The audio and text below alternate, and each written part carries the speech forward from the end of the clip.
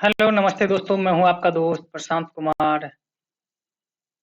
पु teacher पुटुस YouTube channel में आपका स्वागत है। तो दोस्तों, जो भी अभ्यर्थी सीटेट 2022 का तैयारी कर रहे हैं और अच्छे मार्क्स लाना चाहते हैं, पढ़ाई कीजिए। मैं भी पढ़ाई कर रहा हूँ अपने लिए, आप भी पढ़ाई कीजिए। ये सीटेट संस्कृत द्वितीय पाठ आपके बीच लेकर आया हूँ, तो चलिए हम स्टार्ट करते हैं आज का द्वितीय पाठ। इसमें आपको गद्य, पद्य, संस्कृत व्याकरण, पेडागॉजी, संस्कृत शिक्षण शास्त्र हर कुछ मिल जाएगा। तो चलिए बिना समय गंवाए हम स्टार्ट करते हैं। कि सूचना देखिए दिया हुआ है, अधोलिखितं गद्यांशं पठित्वा तद अनंतरं प्रदत्त प्रश्नानां विकल्प आत्मकोत्तेरभ्यः समुचितम् उत्तरं शृणुत। कह रहे हैं कि उपयुक्त नीचे दिया गया गद्यांश जो है अधोलिखित गद्यांश, उसको पढ़िए। उसके अंत के बाद उसके अंत में जो भी विकल्प दिए गए हैं, विकल्प के अनुसार उत्तर क्या कीजिए, दीजिए। तो देखिए पढ़िए, यहाँ पे कहता है कपिल वस्तु नगरे शुद्धोधनो नाम को राजा आसित। कपिल वस्तु नगर में शुद्धोधन नाम के एक राजा थे। तस्य पुत्र सिद्धार्थ बाल्याकात एव अहिंसाया धर्मस्य च पालक आसीत। उसके पुत्र जो थे कौन, सिद्धार्थ, वो बाल्यकाल से ही अहिंसा और धर्म का पालक था। सह जनानां दुखानां हरता, वह क्या करते थे, आदमी का, जनानांग मतलब इंसान का दुख हरते थे। शांति चो स्थापक, शांति का स्थापना, स्थापक आसीत, शांति का स्थापना करते थे। एकदा बालक सिद्धार्थ प्रातः भवनाय उपवनम आगच्छत। एक दिन, एक बार बालक सिद्धार्थ प्रातः काल भ्रमण के लिए उपवन चले गए। उपवने बहवः खगा मधुरं कूजन्ति स्म। उपवन में बहुत से खग, खग मतलब चिड़िया, मधुर कुजंती कूकू कर रही थी। सिद्धार्थ पश्चिना अपश्यत, सिद्धार्थ पक्षी को क्या किया, देखा। तेषाम करत्वरं श्रुत्वा अतुष्यत, उसके बाद कुछ समय के बाद उसने कोलाहल सुना, कलरवन श्रुत्वा। किंचित कालांतरे तस्य भ्राता देवव्रत, क्या किया कि पंछी का कोलाहल सुना, चींची करके चिड़िया लोग भाग रही थी। किंचित उसके बाद कुछ समय के बाद तस्य भ्राता देवव्रत अपि उपवनम आगच्छा, उसके बाद कुछ समय के बाद उसका भ्राता देवव्रत जो थे वो भी कहाँ आ गए, उपवन में आ गए। सशरण आकाशे एकं हंसम अविद्यत, किसके शरण में, तो सिद्धार्थ के चरण के सामने में, शरण में आकाश से एक हंस जो है घायल हुआ, गिर गया, गिरा। शरण विद्ध हंसंग भूमो अपतत, सामने जो गिरा हुआ था हंस, उसको देखकर सिद्धार्थ कोणंग हंसंग कुटीरम आन्यत, सिद्धार्थ क्या किए, हंस को, यानी दया लग गया उसको कि मतलब किसने मार दिया, वो कुटीर में लाया। तस्य हंसरस्य परिचर्चारम अकरोत, और उस लेने के लिए क्या किए देवव्रत, तत्र हंसायम परिचार्यम, परिचार्यम का अनुवाद मैं नहीं कर पा रहा हूँ, मैंने पहले आपको बता दिया है कि मुझे कुछ कठिनाई भी होगी, तो आप सब देख लेना। देवव्रत स्वशरण विध्वंग हंसंग गतुम तत्र आगच्छत, देवव्रत क्या किए, अपने भाई के सामने यानी सिद्धार्थ के सामने में आए और कहा, क्या कहा कि सिद्धार्थ देवव्रतम अवध, सिद्धार्थ देवव्रत सिद्धार्थ से कहते हैं, सिद्धार्थ देवव्रत से कहते हैं त्वयं अस्य हंसस्य घातक, कि तुम इस हंस का घातक हो, किंतु अहं तुम अस्य रक्षक, किंतु हम इसका क्या करेंगे, रक्षा करेंगे। अतः अयं मम हंस, अब क्या हुआ, इसलिए यह जो है मेरा हंस है। अथ सिद्धार्थ देवव्रत च मध्य विवाद अभवत, इन दोनों के बीच क्या होगा, थोड़ा सा मतभेद हो गया। वो बोल रहा था मेरा हंस है, मैंने मार गिराया है, और सिद्धार्थ बोलते थे नहीं ये मेरा हुआ क्योंकि मैंने बचाया है। देवव्रत नृपस्य समीपम आगच्छत, देवव्रत क्या किए, नृपस मतलब राजा, राजा के पास गए। सिद्धार्थ अपि तेनसा तत्र आगच्छत, सिद्धार्थ भी उसके संग क्या किए, राजा के पास गए। देवव्रत नृपं सर्वम वित्राम, देवव्रत क्या किए, नृप वहां का कौन थे, नृप थे शुद्धोधन, तो शुद्धोधन जो थे वहां का नृप यानी राजा, तो वो तो छोटे भाई थे सिद्धार्थ का, वो सारा बात कहानी बता दिए। और कहते हैं सिद्धार्थ अपि च पक्षम अवध, सिद्धार्थ अपि स्वयं पक्षम अवध, सिद्धार्थ अपने बारे में बोला, निप वित्तांश श्रुत्वा निर्णय अकरोत्। निप क्या किया, राजा क्या किए, ये सुनकर निर्णय करने लगे। निर्णय के कैसे, अयं तु हंस तो सिद्धार्थस एव यतः स्व अस्य रक्षक।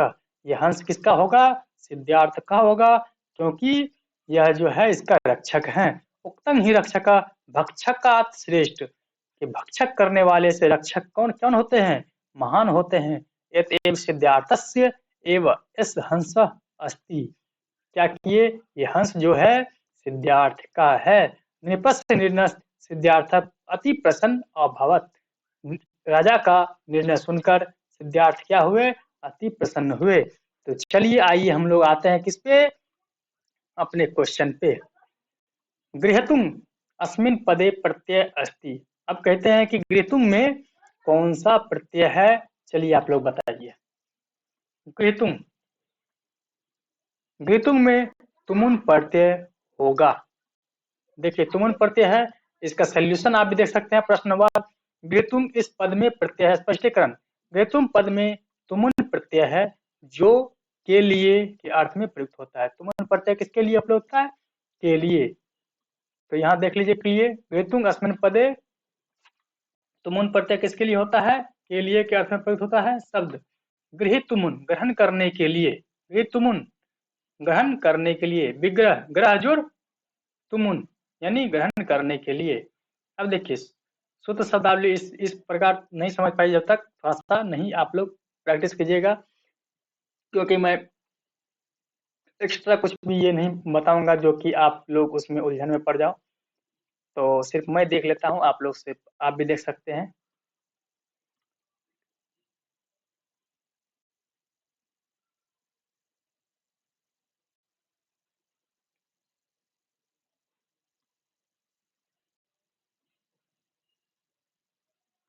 तो चलिए बढ़ते हैं हम लोग दूसरे क्वेश्चन के पास।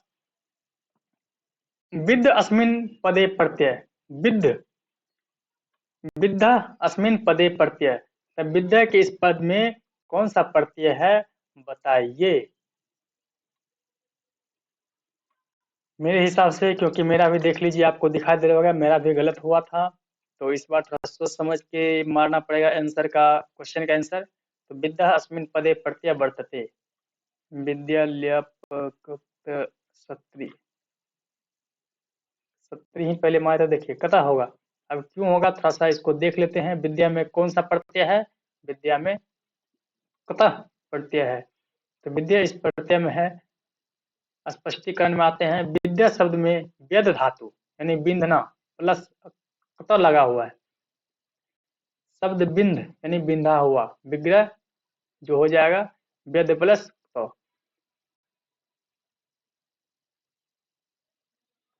नियम समाप्त हो चुकी, भूतकालिक क्रियाओं में समाप्त हो चुकी भूतकालिक क्रिया के अर्थ में त्व का और तवत इन दोनों प्रत्ययों का प्रयोग किया जाता है। जहाँ त्व में त्व एवं वक्तुम में तवत शेष बचता है।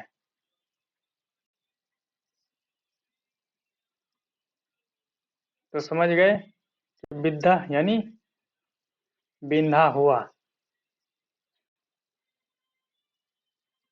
तो विद्या जो है तो प्रत्यय कब लगेगा, बीता हुआ समाप्त हो चुकी क्रियाओं में लगेगा। ठीक है, तो चलिए आगे बढ़ते हैं। द्वितीय क्वेश्चन मैं खुद पढ़ रहा हूँ, आप लोग भी पढ़िए। मैं ये नहीं कहता कि जो मैं पढ़ रहा हूँ वही सही है। आप लोग भी अपने मेहनत करते रहिए, मैं भी अपना मेहनत करता हूँ। और एक ही लक्ष्य रखिए कि सीटेट में अच्छी अच्छी मार्क्स से पास करें। कालांतरं अस्य शब्दस्य संधि विच्छेद कुरुत्। कालांतर का क्या कीजिए, संधि विच्छेद कीजिए।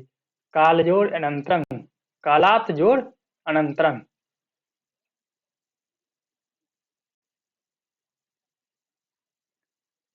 कालात जोड़ अनंतरं, काल जोड़ अनंतरम। काल जोड़ अनंतरम क्यों हुआ, थोड़ा मैं भी देख लेता हूँ, क्योंकि मेरा पहले भी गलत हुआ था।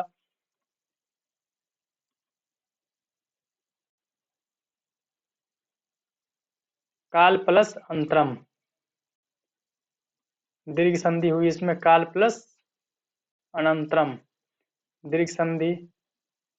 और सूत्र है दीर्घ संधि के क्या, स्वर्ण दीर्घ अकः स्वर्ण दीर्घ। दीर्घ संधि का सूत्र सिंपल आप समझ लीजिए कि दीर्घ संधि में क्या होगा, जैसे कि को है, यहाँ पे को है, यहाँ पे ल में देखिए ल में ओ आ रहा है, ओ, और यहाँ पे ओ है, तो जैसे ओ और ये ओ मिल जाएगा, यहाँ दीर्घ संधि हो जाएगा। जैसे ओ काल में देख का लो ओ आ रहा है, तो ओ प्लस ओ यहाँ दीर्घ संधि हो जाएगी। इसी प्रकार संधि में बताते जाऊंगा और आप भी समझते हैं। जैसे ई है तो ओ में देखिए यहाँ पे है ना ओ प्लस ओ आ, ये दीर्घ संधि है। ओ प्लस ओ बराबर आ हो जाएगा, दीर्घ संधि है। ई प्लस ई दीर्घ संधि, दीर्घ ई प्लस ई दीर्घ ई, तो दीर्घ संधि। उ प्लस उ दीर्घ उ दीर्घ संधि, दीर्घ उ प्लस उ दीर्घ संधि। इस प्रकार आप समझ सकते हैं जो मैंने आपको बता दिया दीर्घ संधि के बारे में। तो दीर्घ संधि को अपने दिमाग में रखिएगा कि जहां भी क्वेश्चन को या फिर कोई भी शब्द को टूटता है, वहां से एक खंडित होने से ये आप अनुमान लगा सकते हैं कि कहाँ पे क्या हो रहा है। चलिए आगे बढ़ते हैं। कस्य निर्णयं सिद्धार्थं अति प्रश्नं भवति।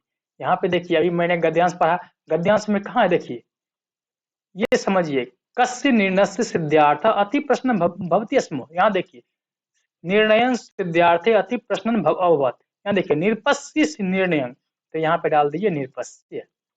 सही हो गया। चलिए आगे बढ़ते हैं। रक्षक भक्षको मध्य कः श्रेष्ठ। रक्षक और भक्षक में के बीच में कौन श्रेष्ठ होते हैं, तो आप सभी जानते हैं कि मारने वाले से बचाने वाले सबसे बड़े होते हैं। समझ गए। चलिए आगे बढ़ते हैं।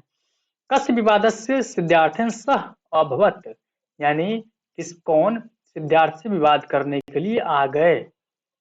कौन आए थे, तो देवव्रत, देवव्रत में लगा दीजिए, देवदत्त, सॉरी देवव्रत में बोल रहा था तभी से, देवदत्त होगा सब जगह पे, ठीक है, तो थोड़ा ध्यान दीजिएगा आप लोग।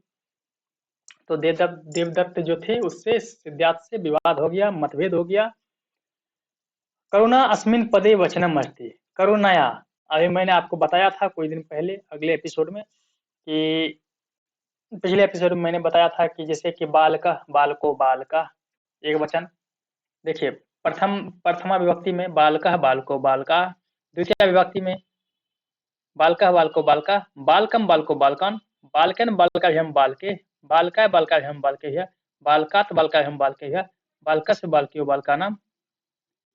तो करुणया, करुणया है तो यानी दीर्घ इसका हो रहा है, तो लता का पढ़िए, लता लते लता, लताम लते लता, लतिया लताभ्याम लताभि, लतिया लताभ्याम लती लताभि। तो अब समझ लिए करुणया है तो यहाँ है लतिया, यानी एक वचन हो जाएगा। देखिए हो गया ना। अब देखिए यहीं पे आपको देखिए करुणया पद में एक वचन है, करुणया में करुणा मूल रूप से है यह अकारांत, आकारांत देखिए लका, देखिए क्या कहा गया है, करुणा, करुणा, तो यहाँ क्या है करुणतया, या है ना, जैसे या है तो समझ लीजिए क्या है आकारांत। ठीक, स्त्रीलिंग शब्द है, स्त्रीलिंग किसके अनुसार चलेगा, लता का। अब देखिए जैसे करुणा करुणे करुणा, करुणाम करुणे करुणा, करुणया करुणाभ्याम करुणाभि, करुणये करुणाभ्याम करुणाभ्यः, करुणया करुणाभ्याम करुणेभ्यः, करुणया करुणयोः करुणानाम, करुणयां करुणयोः करुणासु, हे करुणे हे करुणा। समझ गए। ये शब्द रूप अगर आप लोग शॉर्ट लेना चाहते हैं शॉर्ट ले सकते हैं। ये शब्द रूप है किसका, देखिए स्त्रीलिंग शब्द का जितना भी होगा ये सब चलेगा लता के अनुसार। लता का आप याद कर लीजिएगा, पूरा आपको स्त्रीलिंग शब्द में याद हो जाएगा, फिर आपको सोचने की जरूरत नहीं है। तो चलिए आगे बढ़ते हैं। कपिल वस्तु निरपह, कपिल वस्तु नगर निरपह का, कपिल वस्तु नगर में नगर के निरप कौन थे, तो यहाँ देखिए आपके सामने में किसमें दिया हुआ है, कपिल वस्तु नगरे शुद्धोधन नाम को राजा आसित, तो कौन थे, शुद्धोधन, शुद्धोधन। देखिए सही हो गया। चलिए आगे बढ़ते हैं। अब देखिए दूसरा दे दिया, दूसरा गद्यांश, दूसरा गद्यांश पढ़िए फिर से। तो शोभना व्यवहार सद व्यवहार, शोभना व्यवहार सद व्यवहार, अयंग मानवस्य भूषणमस्ति। शोभन जो है व्यवहार का सद्व्यवहार है, अयंग मानवस्य यह मानव का, भूषणमस्ति यह जो है मानव का क्या है, आभूषण है। अयंग मनुष्य सर्वश्रेष्ठ गुणमस्ति, यह जो है मनुष्य का सबसे सर्वश्रेष्ठ गुण है। सद्व्यवहार शील पुरुष सर्वत्र सम्मानं प्राप्नोति, सद्व्यवहार से क्या होता है, शील पुरुष का यानी जो विचारशील मनुष्य होता है, विचारशील पुरुष होता है, वो सब जगह क्या होता है, अपने व्यवहार के कारण सम्मान प्राप्त करता है। छात्रा छात्रा प्रातः उत्थाय मातरं पितरं च नमते। छात्र को क्या करना चाहिए, प्रातः उठ के माता पिता को नमन करना चाहिए, प्रणाम करना चाहिए। ततो आज्ञा सदा पालयति, अपने माता पिता की आज्ञा का सदा पालन करना चाहिए। प्रातः सायं च ईश्वरं भजत, सुबह शाम क्या करना चाहिए, ईश्वर को भजना चाहिए। विद्यालय गत्वा गुरुणां नमत, विद्यालय जाते ही गुरु के चरण पढ़ना चाहिए, गुरु को नमन करना चाहिए। तत्र अनुशासने तिष्ठत सहपाठी सद मृदु व्यवहारं कुरुत, और क्या करना चाहिए, वहां पे अनुशासन से अपने सभी सहपाठी को क्या करना चाहिए, अपने मधुर व्यवहार करना चाहिए, मधुर भाषा का प्रयोग करना चाहिए। सदैव सत्यं प्रिय चो बतत, सदैव क्या करना चाहिए, सत्य और प्रिय बनना चाहिए। बदत मित भाषणं कुरुत, मित भाषा है, मीठा भाषा बोलना चाहिए। सर्वत्र भद्र भद्रमाचरत संगति सदा करुणया सदैव विनम्रता भवत, कहता है सर्वत्र सभी जगह आचरण जो है भद्र भद्रम आचरत, व्यवहारशील आचरण का, संगति सदा करुणया सदैव विनम्रता हुई, सदैव सदैव क्या करना है, विनम्र से, किसी भी कष्ट हो परेशानी हो उसको क्या करना चाहिए, विनम्र से सॉल्व करना चाहिए। धर्मचरत भगवत धर्मचरत एतेन सुखम भवति, धर्म का चरण चलने से, धर्म के साथ चलने से हमेशा क्या होता है, सुख की प्राप्ति होती है। सर्वदा प्रसन्नं बदना, सर्वदा यानी हमेशा प्रसन्न रहना चाहिए। सर्वांग जनानां मित्र भावेन पश्चात, सभी जनन को यानी जन को यानी आदमी को मित्र भाव से क्या करना चाहिए, देखना चाहिए। सद व्यवहार शत्रु अपि मित्रं भवति, सद व्यवहार के शत्रु भी मित्र बन जाते हैं, क्या करते हैं, सद व्यवहार से शत्रु भी मित्र बन जाते हैं। सदैव परोपकार रता भवतः, सदैव परोपकार करते रहना चाहिए। अतिथि सेवा सर्वदा कर्तव्या, अतिथि का हमेशा क्या करना चाहिए, सेवा करना चाहिए। परा निंदा नो कुरुत, दूसरे का कभी बुराई नहीं करना चाहिए। पराधिकार चर्चा ना कुरुत, पराधिकार का चर्चा नहीं करना चाहिए। पर धनंग ना इच्छत, दूसरे के धन का इच्छा नहीं करना चाहिए। कश्चित हृदय ना तुरत, किसी का दिल नहीं तोड़ना चाहिए। केनचित सह कलंग ना कर्तव्यो, किसी भी कलह में बिना बेकार का कलह उत्पन्न नहीं करना चाहिए। वृथा लापंग ना क्रोध, वृथ अलापंग यानी फालतू का नहीं बोलना चाहिए। मोटर याने रेल याने चो तुष्णी भूत्वा अस्थाभ्यम, मोटर यान यानी मोटर गाड़ी, रेल यार और में तुष्णी भूत्वा अस्थाभ्यम, इसका नहीं बता पाएंगे दोस्तों, थोड़ा आप भी देख लीजिएगा। अन्य यात्रा भी सह शास्त्रम आचर्यत, यदि कश्चित जना तुष्भ्यं किश्चित वस्तु प्रियदंति तथं साधन कृत्वा धनवाद च कृत्वा, यदि कोई आदमी आपको कुछ भी देता है तो उसको, अगर प्यार से दे रहा है तो उसको सादर ग्रहण कर लेना चाहिए और उसको धन्यवाद कहना चाहिए। जीवनी सद व्यवहारस्य महत्वम स्थानम अस्ति, जीवन में जो है सदव्यवहार जो है महत्वपूर्ण स्थान रखती है। भो छात्रा, ये छात्र सदा सदव्यवहारम आचर्यत, हमेशा क्या कीजिए, सदा सदव्यवहार कीजिए। अब देखिए आते हैं क्वेश्चन पे। कह मनुष्य भूषणम अस्ति, कहते हैं मनुष्य का भूषण क्या है, ऑप्शन आपके सामने में है तो यहाँ पे आप लगा दीजिए सदव्यवहार। देखिए सही है। आगे चलिए बढ़ते हैं। तयो अस्मिन् पदे विभक्ति वचनं चो अस्ति, यानी तयो, तयो में अस्मिन् पदे विभक्ति बताइए। अभी मैंने शब्द रूप आपको बताया था, यहाँ पे आप देख सकते हैं तयो, मेरे अनुसार तयो बाल कयो, बाल का नाम बालकेशु,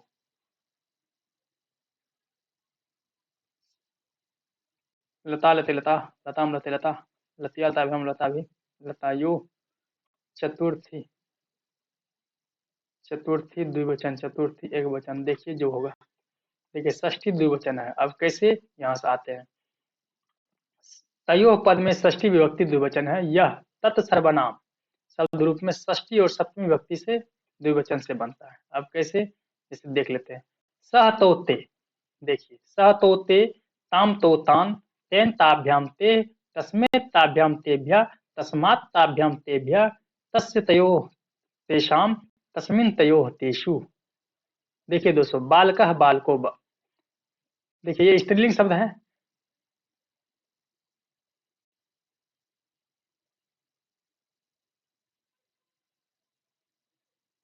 तीनों लिंगों में या तीनों रूपों में। यह सर्वनाम है, पुल्लिंग शब्द है। तो पुल्लिंग शब्द है, देखिए इसको देख लीजिएगा। मैं भी अभी थोड़ा सा मतलब ये नहीं कर पा रहा हूँ, तो मैं भी फिर से देखूंगा इसको। इसको याद करना बहुत जरूरी होगा। ये अगर याद कर ले लीजिएगा आप, तो मुझे विश्वास है कि चाहे पुल्लिंग हो ना नपुंसकलिंग हो, हर चीज में आपको ये काम आएगा। चलिए आगे बढ़ते हैं। तो आगे बढ़, देखिए अभी आप संधि, वृथालापं इत्यत्र संधि वर्तते। अब देखिए वृथा, वृथा, ओ लाप, देखिए दीर्घ संधि, सिंपल। वृथा, वृथा आ गया, लो आ गया।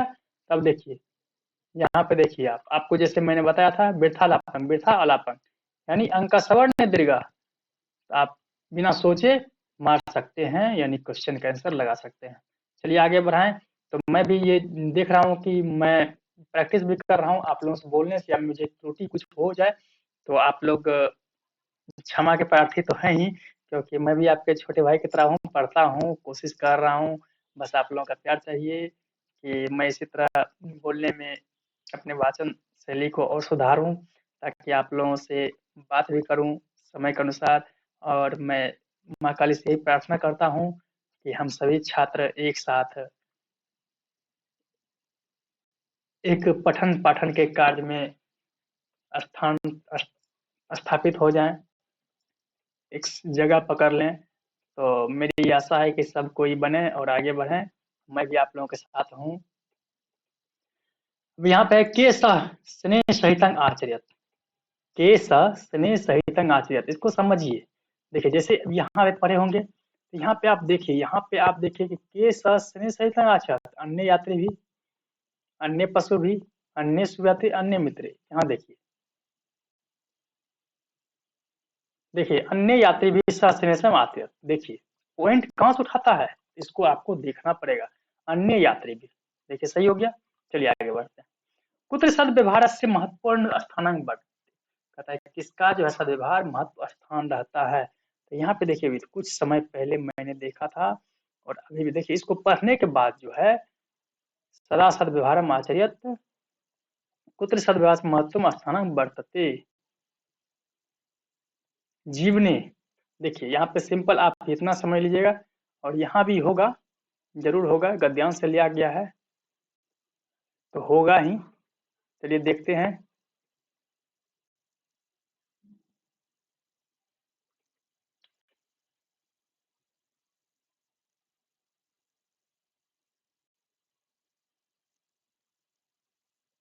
सिंपल इतना समझ लीजिए, जीवने यानी जीवन में सद्व्यवहार क्या है, महत्व स्थान रखता है।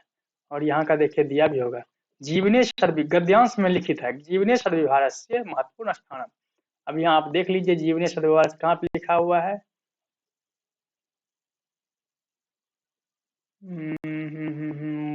मिल क्यों नहीं रहा है।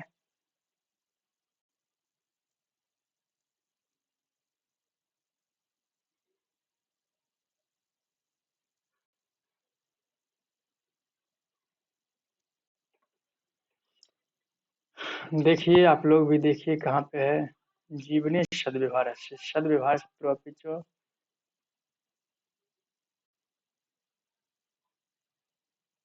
देखिए जीवने सद्व्यवहार से महत्वपूर्ण स्थानम, देखिए यहाँ पे है ना, जीवने सद्व्यवहार से महत्वपूर्ण। यहाँ भी आप देख के लगा सकते हैं कि कोई भूमो, भूमि के बारे में सद्व्यवहार नहीं कर, भूमि पे मरण में, संन्यास में ये तो व्यवहार नहीं कर सकता है, तो जीवन में क्या होता है, भूमि में कोई कर सकता है नहीं ना, जीवन में ही कर सकता है। तो चलिए आगे बढ़ते हैं। कर्तव्य अस्मिन पदे प्रत्यय वर्तते, कर्तव्य, कर्तव्य का प्रत्यय बताइए। पढ़ते तो मैं पढ़ा नहीं हूँ, पढ़ूंगा और वो भी बताऊंगा, लेकिन यहाँ पे समझ लेते हैं। अब कर्तव्य में कौन सा है, तो कर्तव्य में तबियत होना चाहिए। देखिए तबियत, अब प्रत्यय कैसे होता है हमको पता नहीं है, पढ़ूंगा तब बताऊंगा कि प्रत्यय, जैसे ही मैंने संधि बता दिया आपको, सब ये बता दिया, शब्द रूप बता दिया। उसी प्रकार अब देखिए कर्तव्य का बता कैसे तबत प्रत्यय शब्द कर्तव्य विग्रह तबत्य। अब देखिए इसमें क्या दिया हुआ है नियम। देखिए टेक्स्ट बुक से पढ़ने का यही फायदा है कि आपको हर चीज सेम टू सेम देखने को मिल जाएगा, पढ़ने को मिल जाएगा, समझने को मिल जाएगा। तबियत तब्य अन्यर, तबियत यानी तब्य अन्यर ये तीनों प्रत्यय तबियत तब्य और अन्यर ये तीनों प्रत्यय प्राय सभी धातुओं के साथ लगाए जाते हैं। ये तीनों प्रत्यय चाहिए अर्थ में लगते हैं, ये तीनों प्रत्यय चाहिए अर्थ में लगते हैं। अब देखिए चाहिए अर्थ इसमें कैसे तबियत कर्तव्य, कर्तव्य पालन करना चाहिए जैसे हम लोग बोलते हैं। पठत्य पठना पठितव्यम, गमत्य अन्यर जाना चाहिए। इस नियम के अनुसार कृ धातु तबियत पद में इसका अर्थ होता है करना चाहिए। तो समझ गए कर्तव्य यानी करना चाहिए। तो ये तबियत प्रत्यय का सही उदाहरण है। तो आपको बताए थे कवक्तु यानी को तो ये जो है समाप्त हो चुकी में लगती है। तबत्त जो है ये प्रत्यय लगता है किसी त्वय तल में लगता है, तुम त्वल का होता है। उदाहरण लघुता लघु लघुत्व, ये समझ लीजिएगा। आगे बढ़ते हैं। यहाँ पे है सदैव इतस्य संधि विच्छेद वर्तते। सदैव का संधि विच्छेद कीजिए। सदा जोड़ इव सदैव, सदा जोड़ आप सदा जोड़ इव सदैव, सदा जोड़ एव, सदा जोड़ एव सदैव। क्योंकि देखिए और ये अगर पूछ लिया जाए सदैव कौन सी संधि है, सदैव कौन सी संधि है, तो आंख बंद करके नहीं दोस्तों, आंख खोल करके हमेशा सदैव जिसके ऊपर में दो लकीर रहेगा, जिसके ऊपर में दो लकीर रहेगा, आप चुपचाप उसको क्या कीजिएगा, खुद बता दीजिए क्या करना है। उसमें वृद्धि संधि मार देना है। सदैव वृद्धि संधि मार देना है।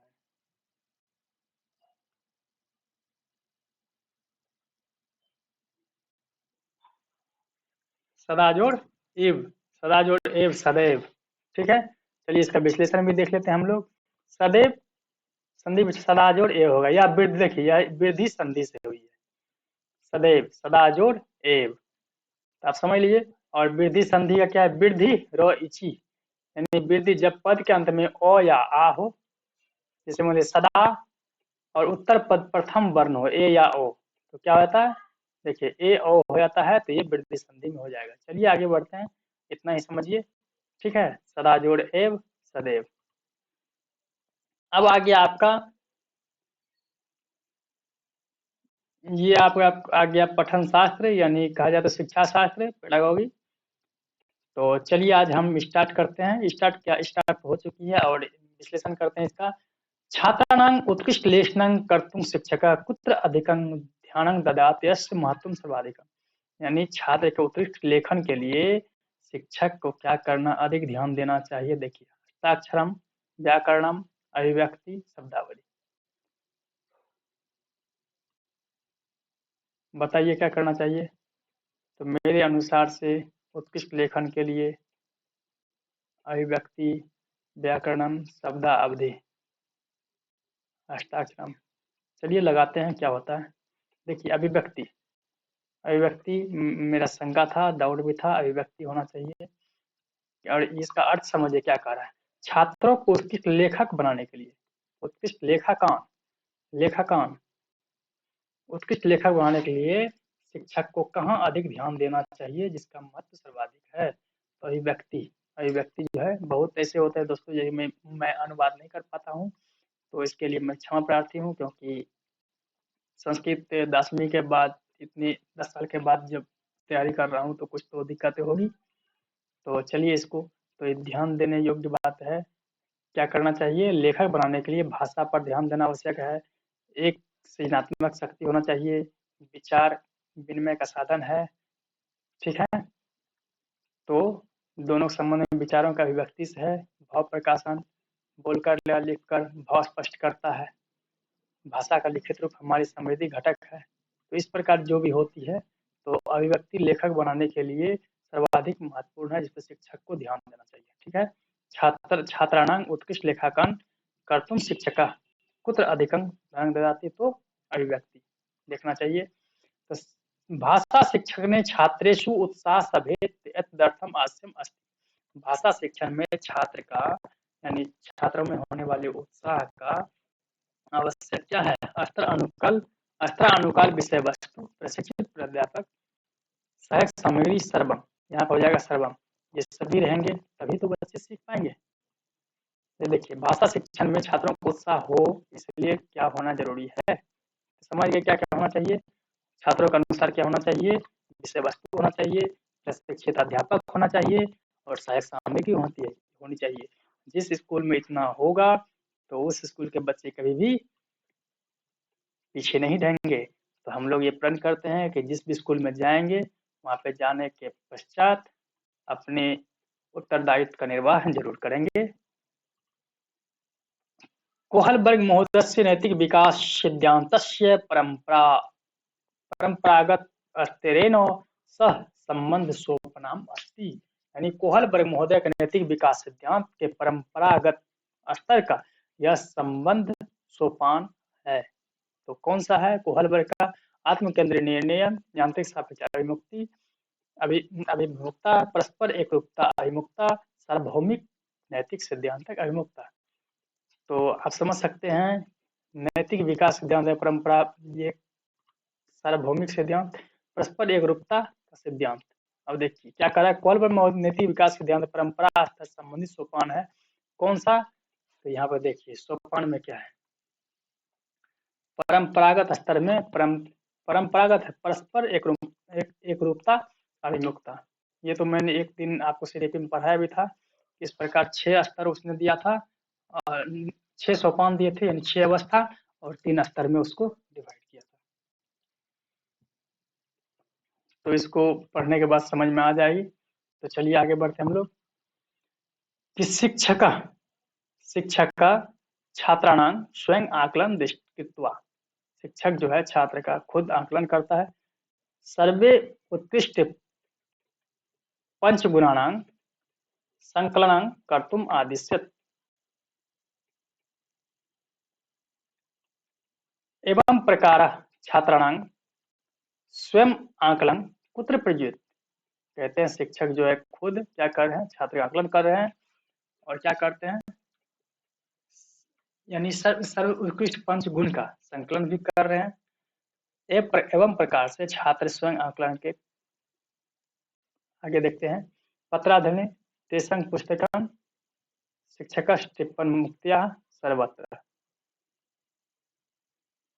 देखिए क्या होता है, देखिए पत्राधाने कहते हैं कि शिक्षक छात्रों को अपने 5 सबसे उत्कृष्ट गुणों के संकलन करने का आदेश देता है।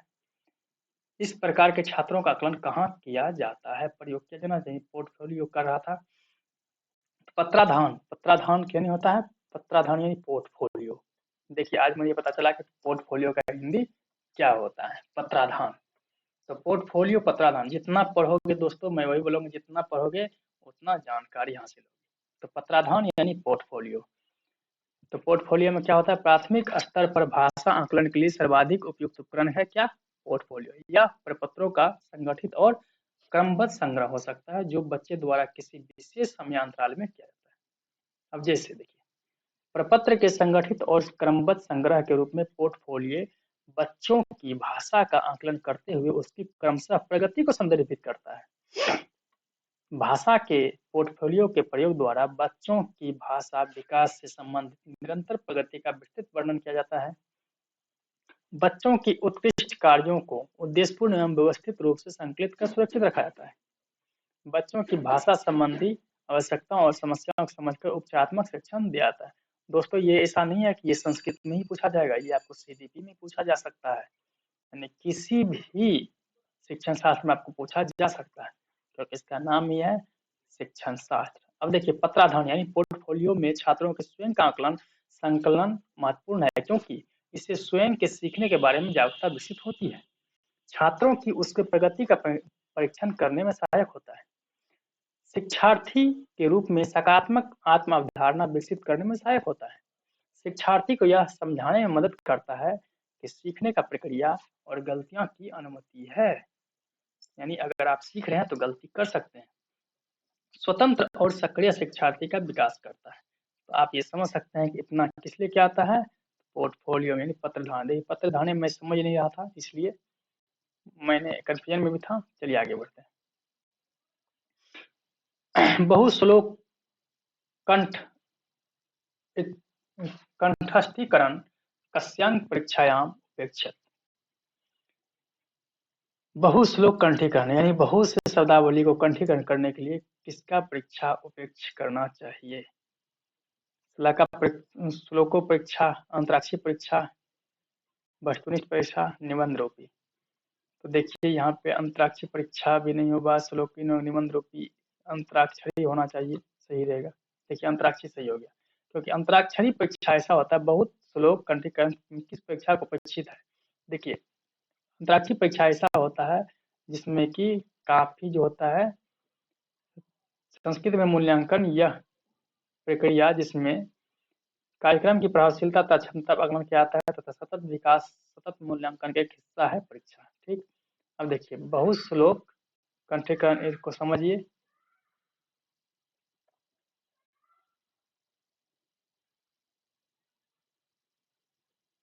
अंताक्षरी परीक्षा अंतराक्षरी परीक्षा जो है श्लोक से शिक्षक शुरू करते हैं, वह श्लोक अक्षर के खत्म होगा, उस अक्षर से विद्यार्थी दूसरा श्लोक करता है और आगे विद्यार्थियों को लागू होता है। इसलिए परीक्षा के लिए श्लोक का कंठीकरण होना आवश्यक है। श्लोक परीक्षायाम होना चाहिए, यहाँ पे गलती क्यों हो रहा है? नहीं, ये सही है। तो श्लोक परीक्षायाम समझ, अंतराक्षरी परीक्षायाम समझ गए। अंतराक्षरी परीक्षायाम क्या होता है? तो अंतराक्षरी परीक्षाओं अंत यानी अंतराक्षरी अंत के अक्षर को पकड़ के। श्लोका परीक्षा क्या होता है? इसका अर्थ होता है छोटी छड़ी। प्राचीन समय में परीक्षक भुर्ज पत्रों में, ताम्र पत्रों पर तथा ग्रंथों में श्लोक शलाका रखकर पृष्ठ का वाचन अथवा उसके ऊपर से प्रश्न पूछते थे।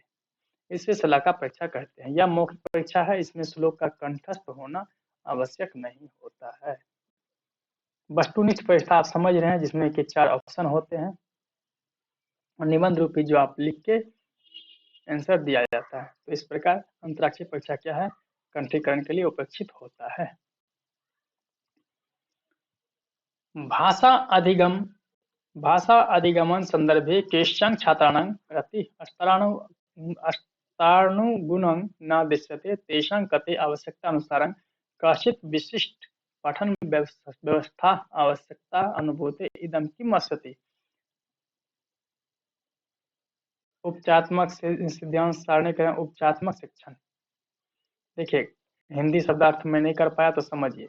कहते हैं यह भाषा अधिगम के संदर्भ में कुछ छात्रों की गति उसके स्तर के अनुरूप है या नहीं है, इसके लिए आवश्यकता अनुसार कुछ विशिष्ट पाठकों की व्यवस्था के लिए आवश्यक है। क्या? देखिए जहाँ प्रॉब्लम है वहाँ क्या करते हैं हम लोग? उपचार करते हैं। जहाँ दवाई, जहाँ दिक्कत हो वहाँ क्या करते हैं? दवाई देते हैं। इस प्रकार उपचारात्मक शिक्षण सही है। विद्यार्थिना भाषा अधिगम कृते अधोलिखितेषु कथम प्रभावित अधिगम च समर्थ्य। देखिए कहता है विद्यार्थी को भाषा अधिगम करने के लिए अधोलिखित कदम प्रभाविरिया अधिकं च समर्थयति। सहयोग पूर्ण क्रियाकलापम व्यक्ति कार्यकलापम व्यक्ति लिखना है। देखिए सहयोग पूर्ण क्रियाकलाप सही होगा।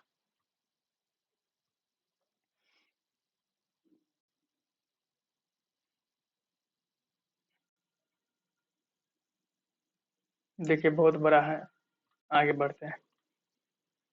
रामः व्याकरण विषयेन राम व्याकरण विषय में संबंधित छात्रांग सृजनात्मक आकलन कर्तुम् इच्छति। व्याकरण विषय के संबंध छात्र का क्या करते हैं? सृजनात्मक आकलन करती है। एतदर्थं सह छात्राणां का गतिविधि दास्यति। व्याकरण नियमन कष्टीकृत व्याकरण नियमन आधारे नूतन दोहराना रचना आगमत विधि पाठयन्ति निगमत विधि प्रयासति। सृजनात्मक आकलन कर्तुम् इच्छति।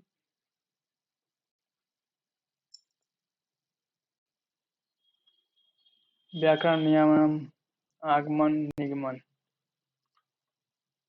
व्याकरण नियमन आधारे ये कहते हैं कि ब्राह्म व्याकरण विषय से संबंधित छात्रों को सृजनात्मक आंदोलन करना चाहते हैं, इसके लिए वह छात्रों को कौन सा गतिविधि देगा? कौन सा देगा? छात्रों को सृजनात्मक आंदोलन करने के उपयुक्त होगी, नवीन वह सीख सकेंगे। तो इस प्रकार व्याकरण नियम के अनुसार क्या करेंगे, नवीन ज्ञान को वो सीख पाएंगे। व्याकरण नियमों के आधार पर नए उदाहरणों की रचना उचित है।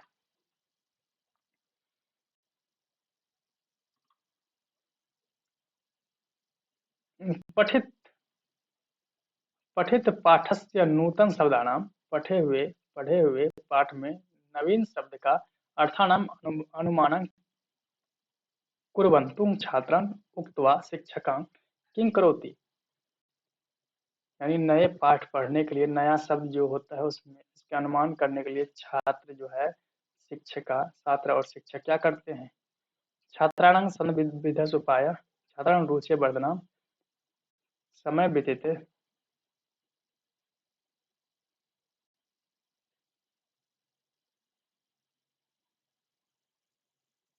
देखिए इसका होना चाहिए छात्र रूपी वर्धनाम, ये गलत है। छात्र शब्द वृद्धि। अब देखिए कहता है कि पढ़े जाने वाले पाठ के नवीन शब्दों के अर्थ का अनुमान करने को कहकर शिक्षिका क्या कहती है? क्या कहती है? शब्द भंडार में वृद्धि, शब्द भंडार में वृद्धि करती है।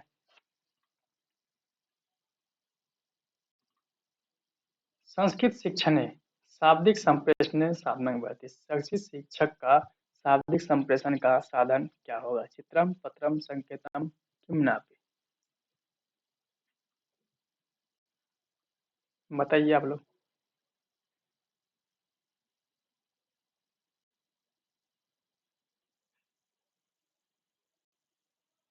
चलिए देखिए, पत्रम, पत्रम जो है अब कैसे, अब देखिए संस्कृत भाषा शिक्षक में शाब्दिक संप्रेषण का साधन क्या है? पत्र। शाब्दिक संप्रेषण शब्द के अनुसार पत्रम बिल्कुल सही है। चलिए आगे बढ़ते हैं, ये तो खुद ले लिया।